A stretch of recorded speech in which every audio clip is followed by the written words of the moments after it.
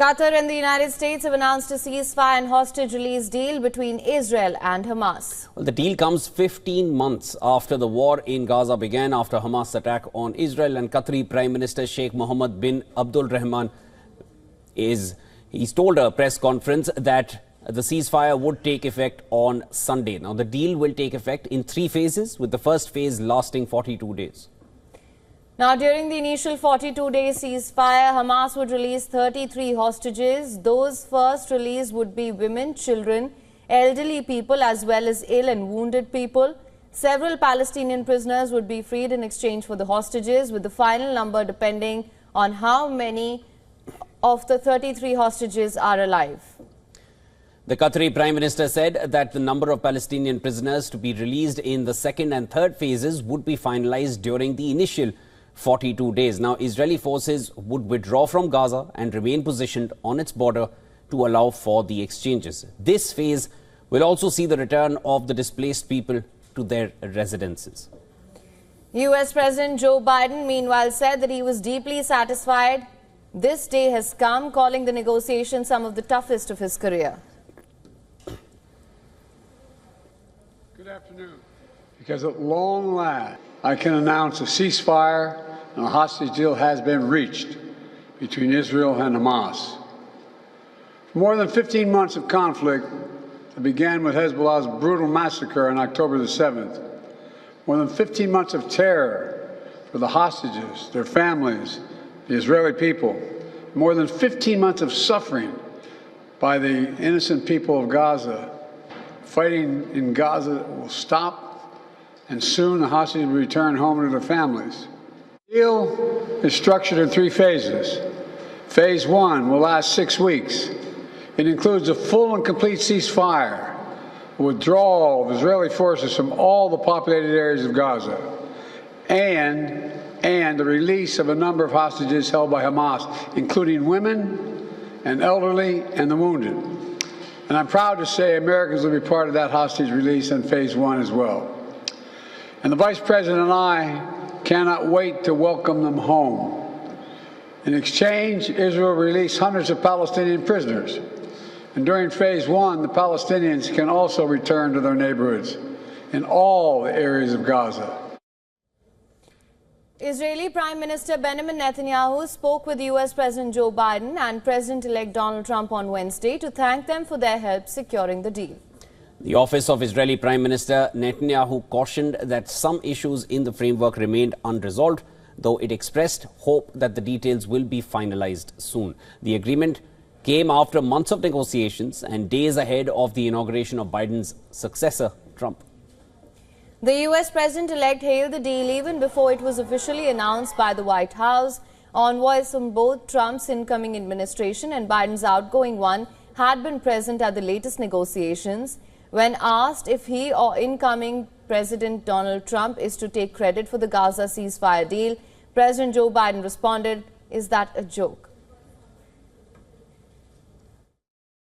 Thank you. Books credit for this, Mr. President, you or Trump? Is that a joke? Oh, thank you. Demonstrators in Tel Aviv calling for the release of the hostages embraced as news of the agreement spread. Thousands across Gaza celebrated the reported deal.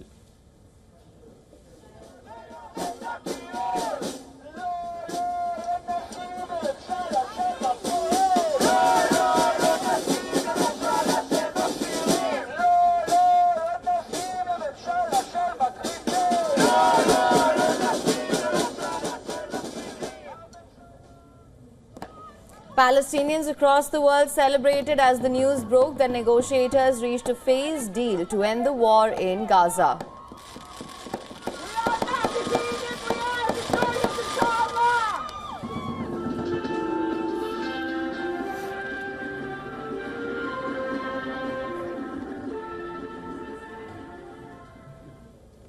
All right, there's more to discuss here. We're now being joined by Dr. Abner Cohen from Monterey, California. Dr. Cohen is a professor of non-proliferation and terrorism studies, Middlebury Institute. Dr. Cohen, thank you so much for joining us here on the broadcast. Mediators say that the success of the deal would depend on Israel and Hamas acting in good faith. How stable or volatile do you feel this deal will remain now? I think the first stage is reasonably stable. Israel needs it. Hamas needs as long as possible the ceasefire. I think the second one is quite questionable, whether it will come to that. The reason is that Israel would not tolerate, and no government in Israel can accept keeping the Hamas government in Gaza, or some kind of Hamas governance in Gaza. And the question is, what kind of mechanism and to what extent, what kind of distance it will be taken from Hamas that Israel would be ready to leave Gaza in a permanent way, to end the war in the full sense of the word. Right. Now, Dr. Cohen, just to expand on that, of course, the number of Palestinian prisoners to be released in the second and the third phases would also depend on this first phase and to be finalized during these initial 42 days. Does that make these next 6 weeks the most crucial then? Yeah, as you know, the negotiation over the next phase is going to start after 16 days, essentially a little bit more than 2 weeks. And it's going to be a tough one. I think for the Hamas, it's very important to show that even though they were devastating militarily, and the Gaza itself, the whole strip, is essentially in wreckage, they were able still to resist what they call the sumud in Arabic, the resistance, and to remain the dominant power.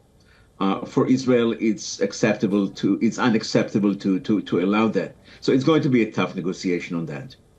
Dr. Cohen, the ceasefire deal, the announcement came just hours before that farewell speech, and of course the Israeli Prime Minister's office has also cautioned that some issues in that framework remain unresolved. They're hopeful it will get resolved soon.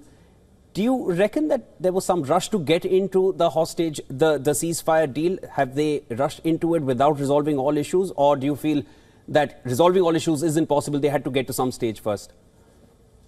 It was very clear that the deal had to start just before President Trump take office. There is no question that there was a direct connection between the inauguration of the new president and the beginning of the deal. The deal had to start before that. Both sides wanted it, the Biden administration, the new incoming administrations, and Netanyahu was pressed very, very much. Normally, I don't think that it would be enough. There was enough to have the deal. Yes, so it was rushed, and Netanyahu had to comply. It was rushed and he had to comply. Of course, some issues remain unresolved, but sides are hopeful.